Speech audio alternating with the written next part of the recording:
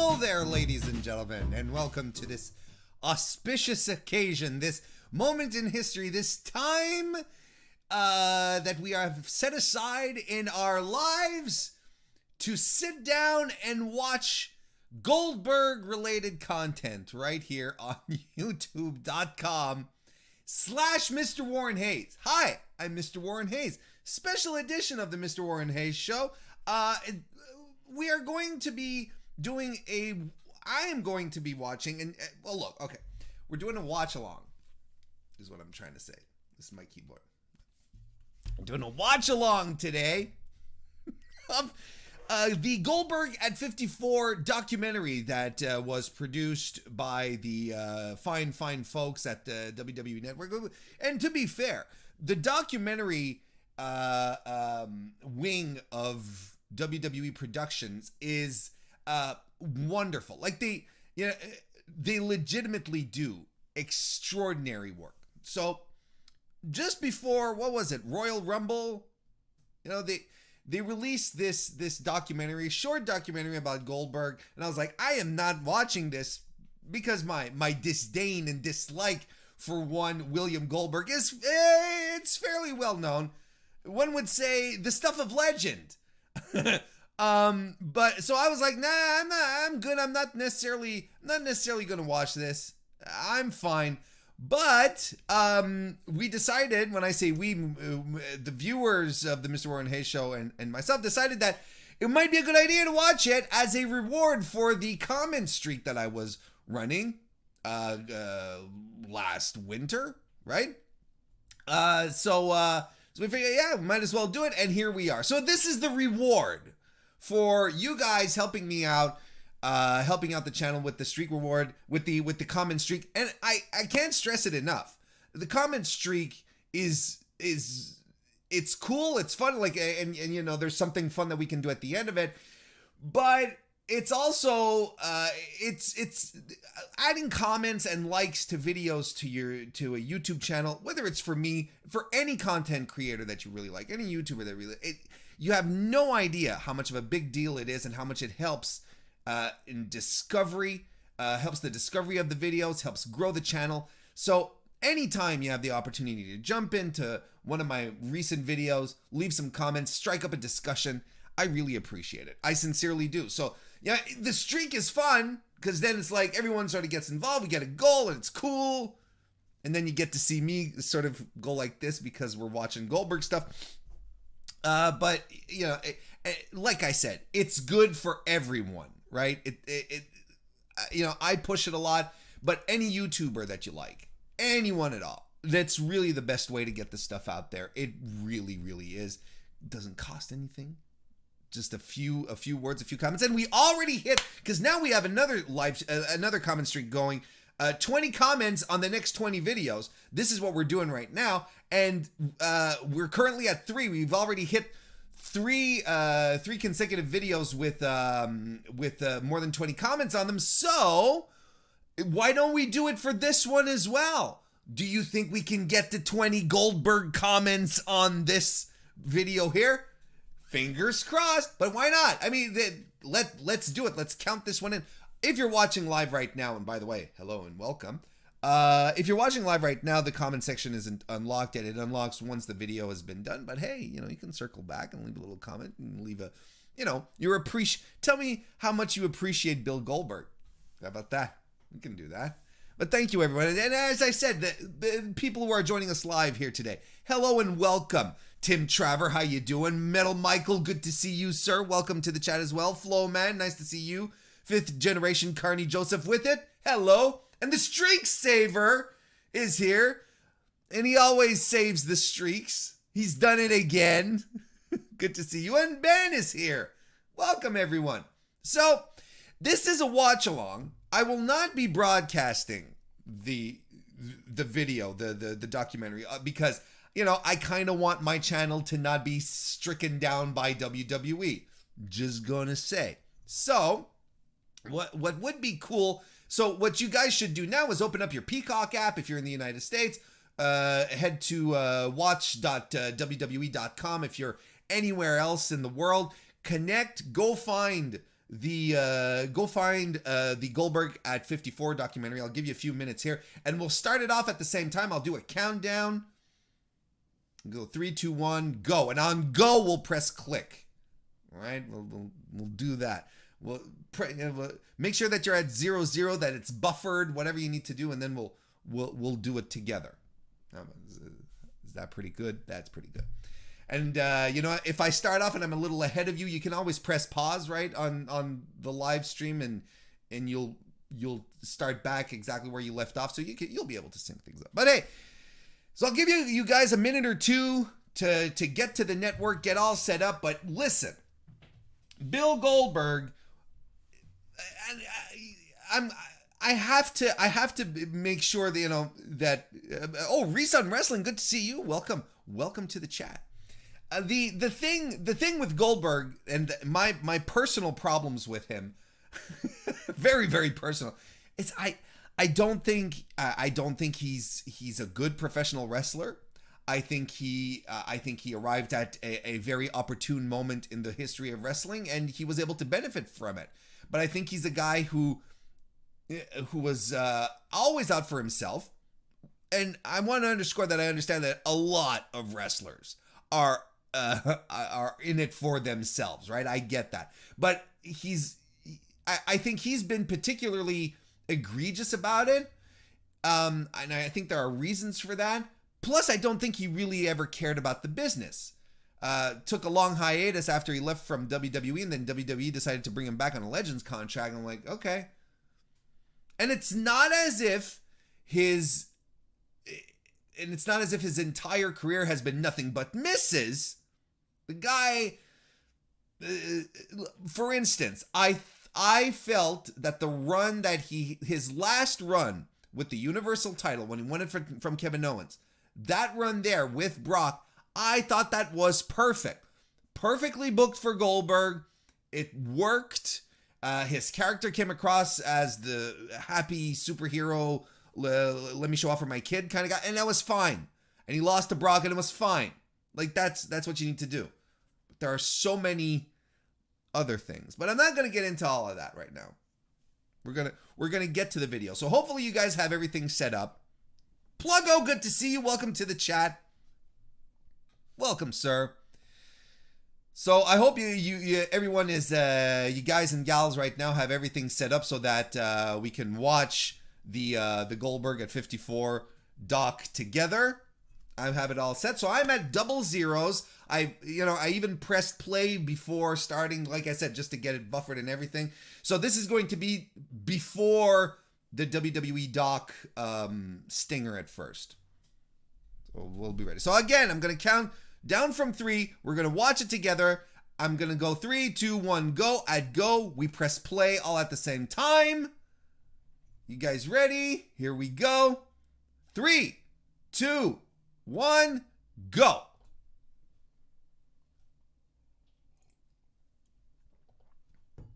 Here we go.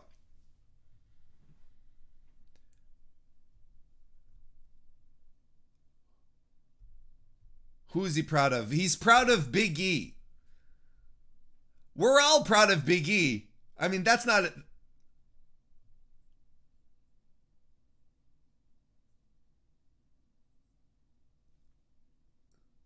Oh, that's pretty sweet. Oh, no.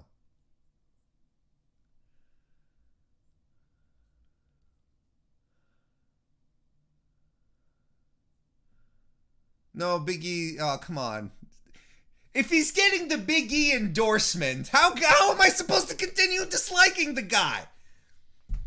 I love Big E. I think Big E's one of the most genuine, wonderful people in wrestling. And now he's giving...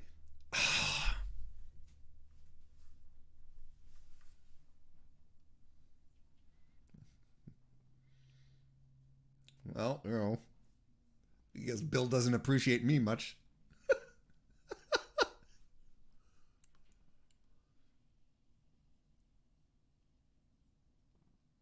Now, I'll say this, right? The guy is, I'm in my late 40s at this point. This guy is 54 years old, and I will never look as good as Bill Goldberg. I will never look as good as him.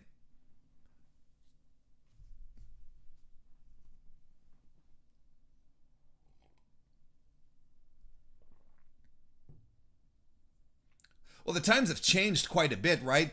Because when we were making fun of Ric Flair in his 40s still wrestling, he had passed like a natural cap of things. Like guys back then, their ceilings was, you were in your mid 30s and you were over the hill, you were done. You had Ric Flair doing it. A lot of people were still picking fun at him because that was just the mentality. Now today, you're in your 40s, a lot of guys are still in their prime. A lot of people are still doing it in their 50s too.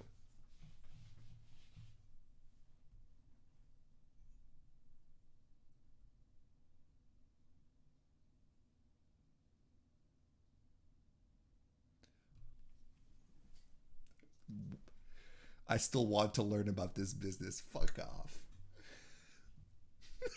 Come on, Bill. You barely wanted to learn anything. Anyway. Hey, Omar Playa, welcome. We're currently watching Goldberg at 54, doing a live watch right now. What is he eating? Look at, oh, okay. He's eating sushi with a fork? Who the fuck eats sushi with a fork? I was like, oh, look at that. He's got a nice little nigiri with it. And then he pokes it?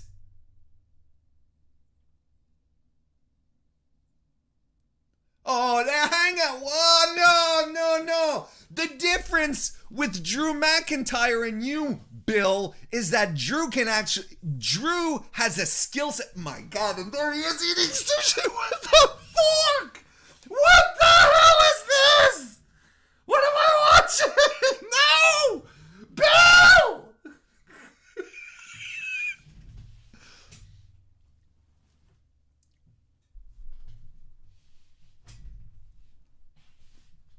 Oh my God. And the thing is, the difference with him and Drew is Drew has a skill set. Drew is a total package as far as a professional wrestler goes.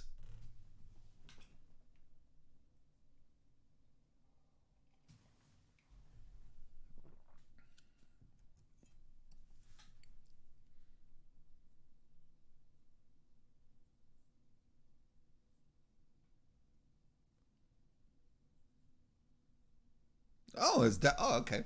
His dad was a doctor. Neat.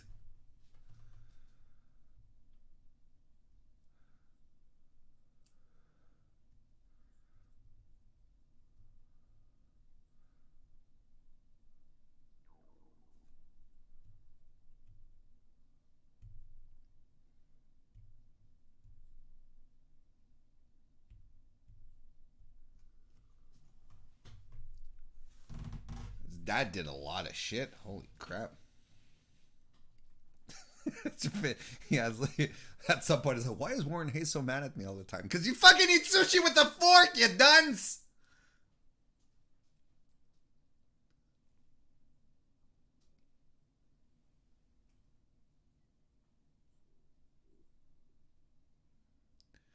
No shit, Sherlock.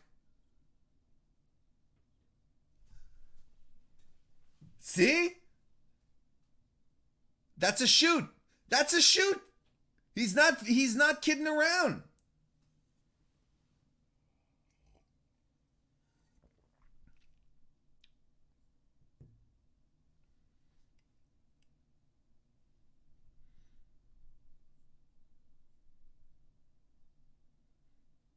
You're gonna love, yeah, yes. I'm gonna have myself a nice cold drink.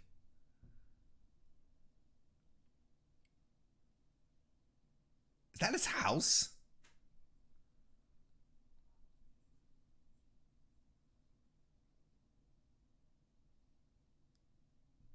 Is that his lawn?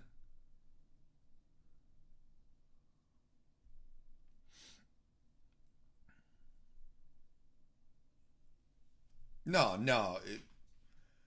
No. I can appreciate that Goldberg wants to transition to Godzilla Goldberg because Godzilla is the superior giant kaiju monster. We all know this by now.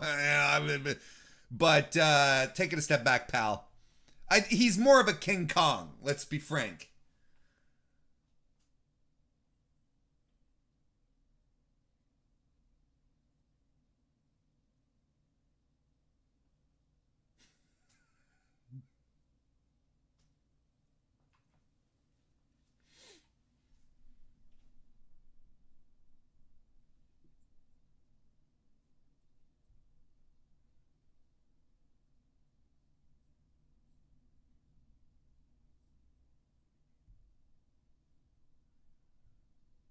Probably.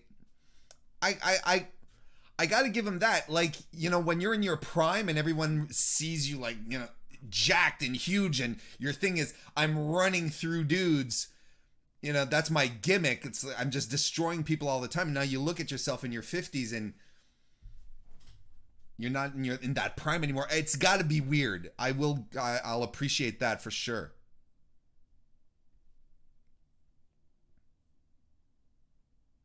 Daddy Goldberg. I don't ever want to hear that together ever again. Daddy Goldberg.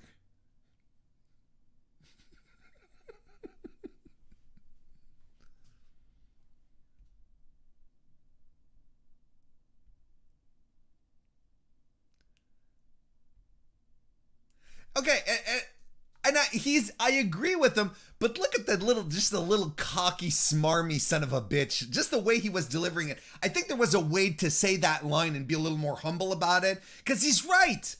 And this is one thing, like, I couldn't do a fraction of what he does, a third, a fourth, an eighth of what that guy does.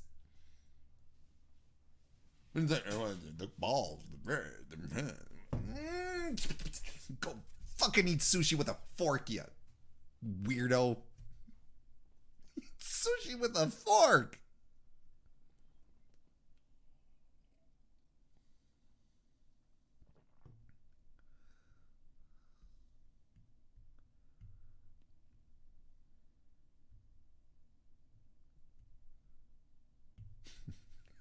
An athlete or a wrestler. It's like you can't be both. Wrestlers ain't athletes either, whether you're an athlete or a wrestler. Kind of surprised WWE left that in there.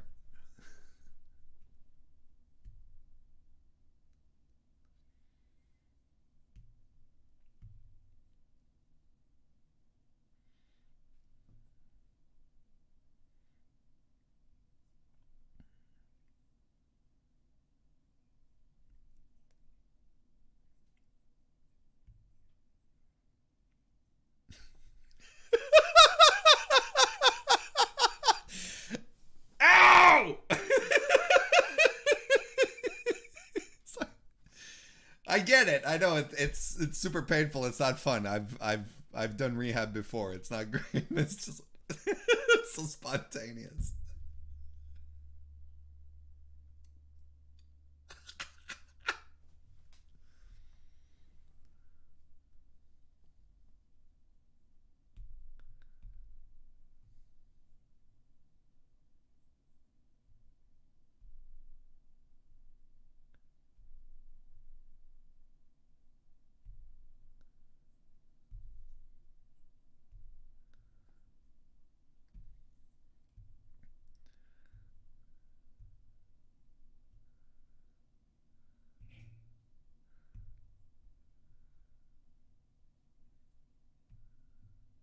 Is it a Ferrari or a racehorse?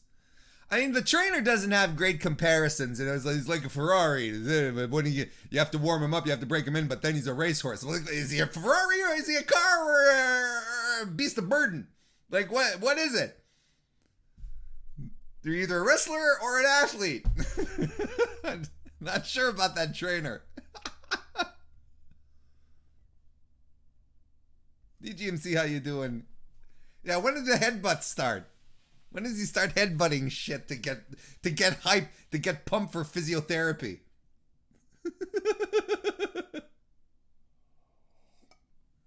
What if you put a racehorse in a Ferrari, right? What happens then?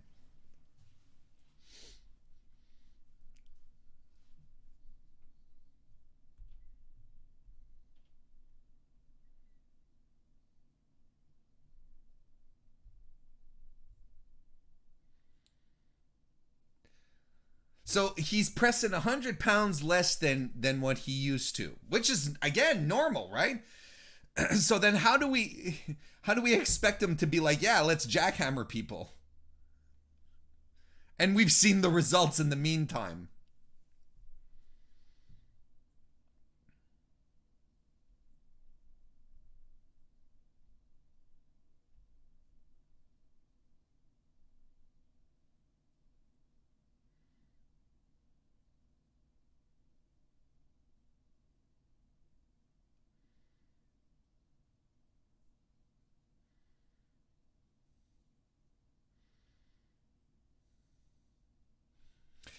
Every wrestler has a son now, right?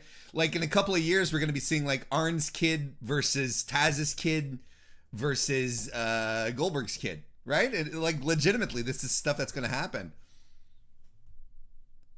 Or Daniel Bryan's girl.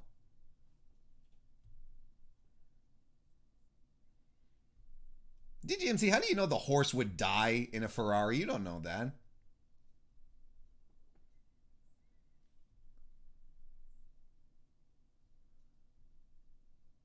Wow, that's an annoying picture. Like is it glitching like that for you guys? Wow, that's hard to watch. Streak Saver, yeah. Goldberg taught him to headbutt something before you fight. Yep. Yeah, and -1. Let's not forget -1 on top of that. Good point, Floman. All the boys. Got all the kids. They're all gonna be wrestling. It's wild when you think about it, though, because we're all gonna be like, yeah, we know these second, third, fourth generation guys.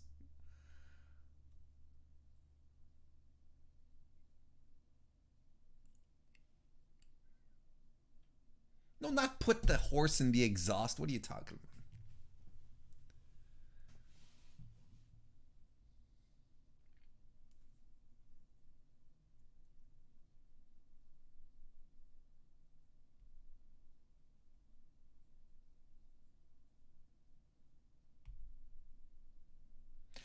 Oh, that's an interesting comment. I have a newfound appreciation for the business and not because it just welcomed me back.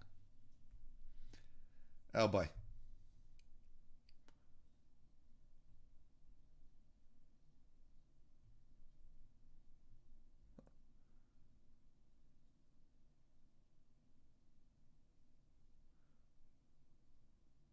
Well, you think?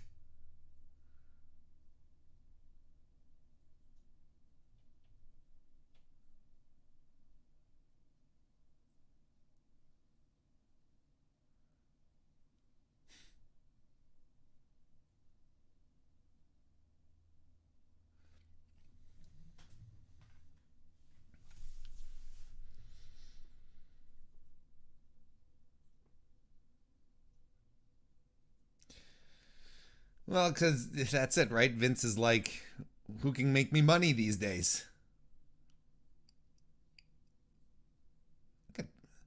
It's so wild to see Vince so old these days, though. It's like in these situations, he's God.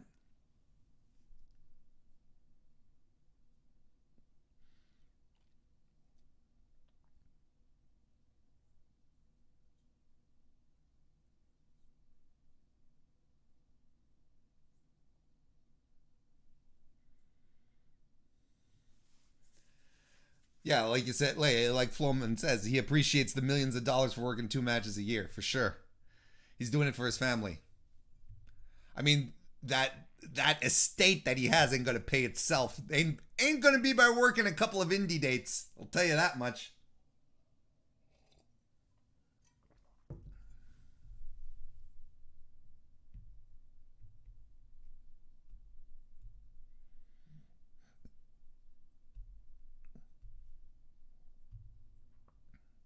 Are they going to roll the match?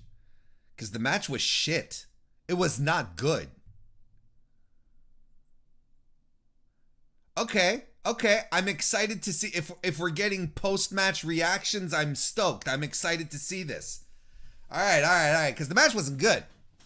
The match was awful.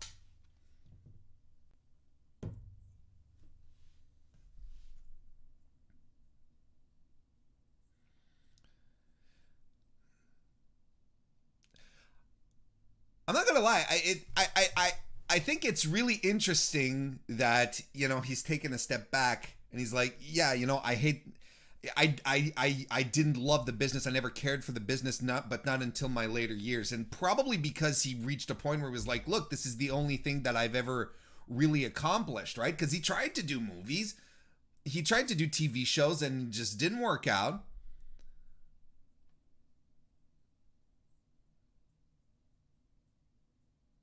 Yeah, they're thank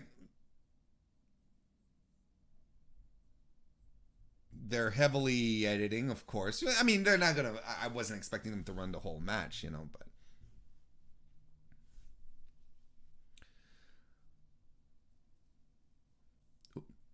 Well, that nailed him right in the mush. He got that claymore like right on the side of the face.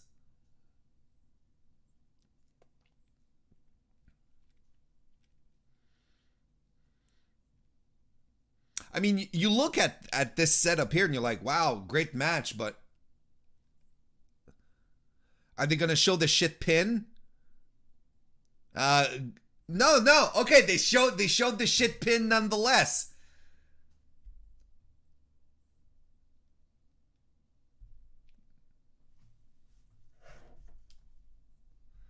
I'm not slandering.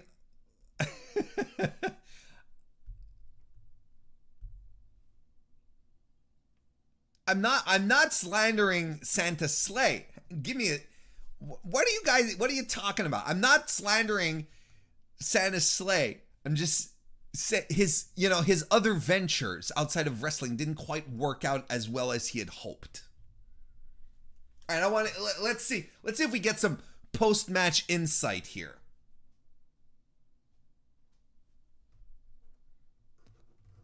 Oh, I hate this. You passed the test. I still can't believe this. I freaked out so hard. It felt great. Sure.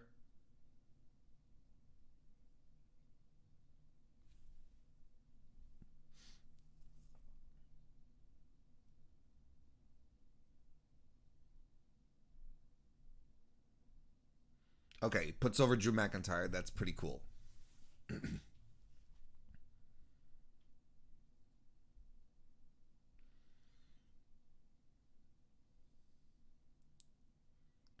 You owe this business everything, you jerk.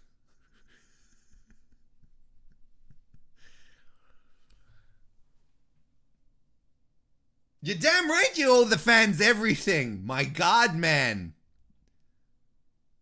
That's it. Okay, we're done. We're out. Cool.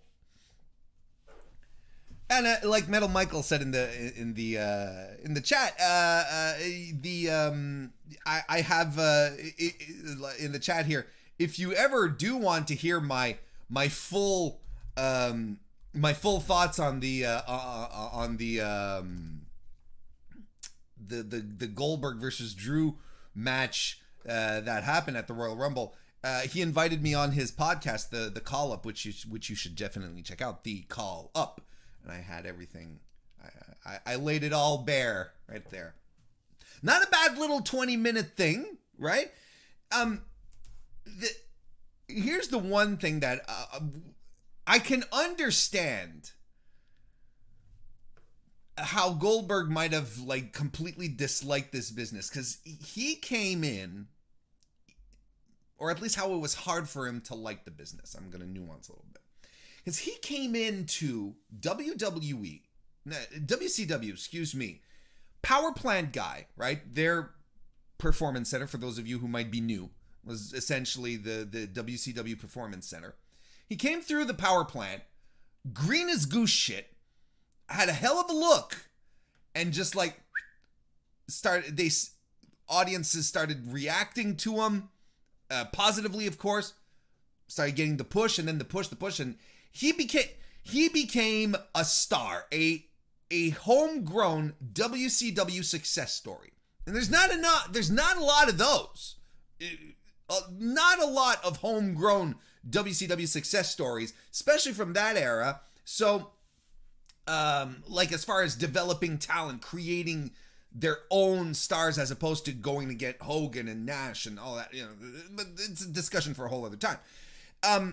So he came up like that and got the mega push. And if you've read anything, if you've heard any podcast about WCW at the time, you know how political everything was, how everyone was jockeying for position and trying to get Bischoff's ear. And you had some of the best backstage workers. I want to avoid saying manipulators because that has a bit of a bad connotation, but you had Hogan and Nash who were backstage and sort of talking in his ear, and Ric Flair. All these people who had some clout and some influence backstage were all talking to Goldberg and like, you got to do this, brother. You got to do this. So he comes into the business, is propelled to stardom without really having any kind of build, without getting his footing, and he's put into all these positions, and you have all these people to, hey, you can't do this, brother. You can't, don't let them, you can't lose to Chris Jericho. It'll make you look like a goof. And so, he's in this environment where everyone is always constantly working against each other. Of course, at some point it takes a toll. Of course, at some point you're like, I don't know who to trust. Who the fuck? Am I going to trust fucking Hulk Hogan? Am I going to trust Randy Savage? Am I going to trust Scott Hall? Like, I don't know. These were legendary times for backstabbing and two-timing. Don't forget, it's not all peaches and roses like it is apparently today in the locker rooms these days. Everyone was still very much jockeying for the top spot and just doing whatever needed to be done. So I can understand why at a certain point in his career, Goldberg is like, this business sucks, man. It's just a bunch of carnies, just completely, no one is ever honest with each other. So he goes to WWE, and his run in WWE, his initial one, doesn't work out for a bunch of reasons, and one of them being WWE not understanding how to book build Goldberg. And it kind of sounds like I'm defending him, and I kind of am, because there's a point where I understand, his dissatisfaction, his distaste for the business, where it came from. WWE in his first run had no idea how to book him. You don't put Bill Goldberg in 10-minute matches. You just don't. You don't. He comes in, he smushes people, and he leaves. It's just as simple as that. But they tried and it didn't work. And yes, the man has an ego. The man has a tremendous ego. But I will also argue that you don't make it in wrestling. You don't become a top guy if you don't have that quality about you. I think you don't. So I can understand like that disdain, that distaste. I probably couldn't navigate those waters. I completely get it.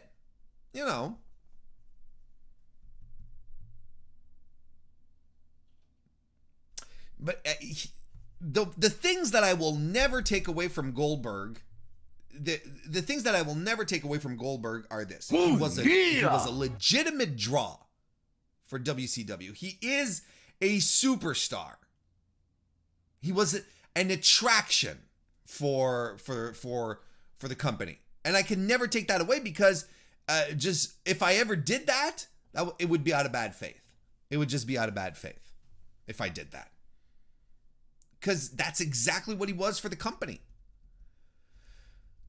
Was he a good wrestler? No. Was he someone who had the business that cared about the business? No. And he said it himself. And does he still have a care about? No. And I think he overinflates his importance to the business. I don't think he has a legacy. I don't think he leaves behind anything tangible where you're like, yeah, that, he left this behind. Every time he's come back, since it's to put over guys who don't need to be put over, and he sees himself as this like this rite of passage. Like what exactly like when he told Drew, "You passed the test." Fuck you, Bill. Drew's passed many tests, all the tests before you. You're just a notch on his belt. You're not a test. You're not like this standard. Nah. DGMC left a super chat. I appreciate that. Thank you, DGMC. And I'll actually rerun it because I had Goldberg's face in front of the super chat. Goldberg should have been heel in his first WWE run. I think so. You know, there's multiple missed opportunities with the acquisition of WCW. And I can only imagine, if the invasion angle, because we always think, if you were around back then and you like the invasion angle, one of the legendary missed opportunities in wrestling storytelling, if the invasion angle had been anything different and Bill Goldberg had been there from the start, to go from the get-go and being like the leader of WCW, and he's a heel and he's in to destroy WWE, it would have been so much different. And I think it would have worked really, really well. I really think it would have worked perfectly. Yeah, and a one-man WCW invasion in 2003 with Goldberg killing guys and Bischoff as the Raw GM secretly enjoying it. Maybe a little too creative. Because the thing here, right, and here's the one thing. Here's the one thing that we always have to keep in mind, is that Vince has always had trouble putting over acts that weren't his, that he didn't feel was his, right? That's why he's so touch and go with indie guys. This is there'll always be exceptions, like AJ Styles, right? AJ Styles is probably one of these exceptions of a non-Vince product being put over huge and winning championships and being a top tier guy throughout.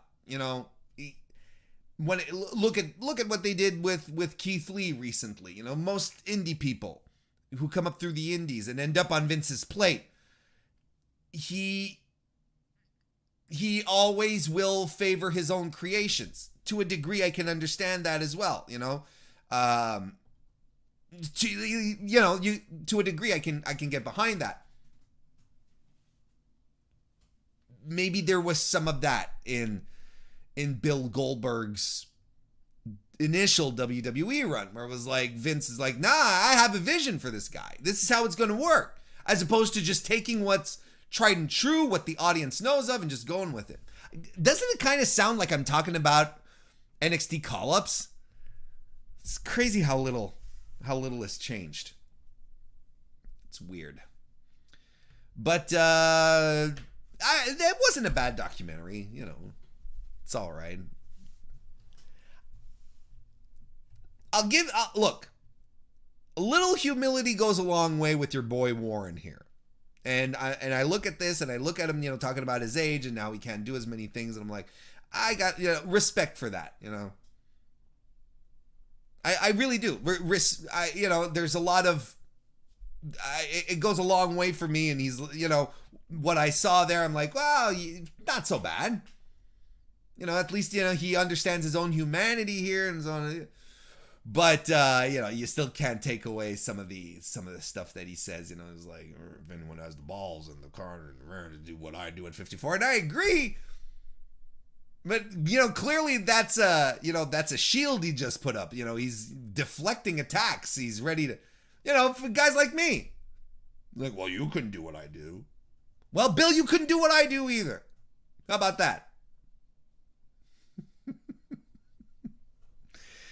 Well, there you have it, folks. Goldberg at 54, the live watch along. Hopefully you enjoyed watching it along with me and freaking out. He eats fucking sushi with a fork. I'll tell you one thing, Bill. This is for all you, the number of sympathy points that were docked just by seeing him pick up a fork and fucking dig into a Mackie and I'm like, son of a bitch.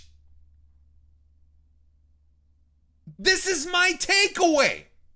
Bill Goldberg eats sushi with a fork. Can't be bothered to learn chopsticks? It's not that hard. I can do it. Look, I don't have chopsticks here, but look, this is how you do it, Bill. You take your one chopstick, right? And you put it you sort of pinch it with your thumb and you lay it on your index finger like that, okay? Then you take your other one here, like this. More like this. Yeah, you hold your first chopstick like this. Pressing it. It's basically stable, this one. You take the other one and you pinch it between your index finger and your thumb like this. And essentially, this is what's working. It's your index and your thumb that are working. The other one stays stable. And look, you can pick shit up with it. Look, not just sushi. I picked up a whole bunch of grapes with it. And they're kind of wrinkly. They've been on my desk a couple of days. I haven't been eating them. They're not rotten. But, I'm not going to pop them in my mouth for your enjoyment. What else could I pick up? I could pick up this towelette. See? It's not that hard. Fucking forks eating fucking sushi. Kristen! Goldberg eats sushi with a fork. We saw it. Anyway.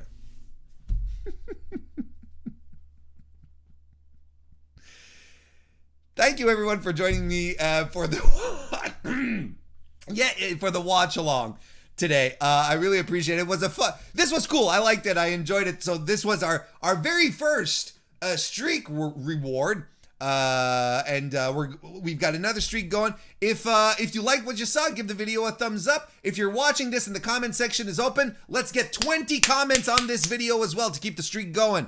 And we'll see what we do. I'm still not quite sure what the next reward is going to be, but we'll make it good. 20 videos, 20 comments per video.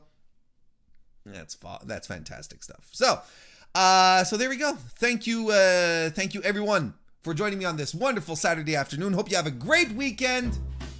I'll see you next time.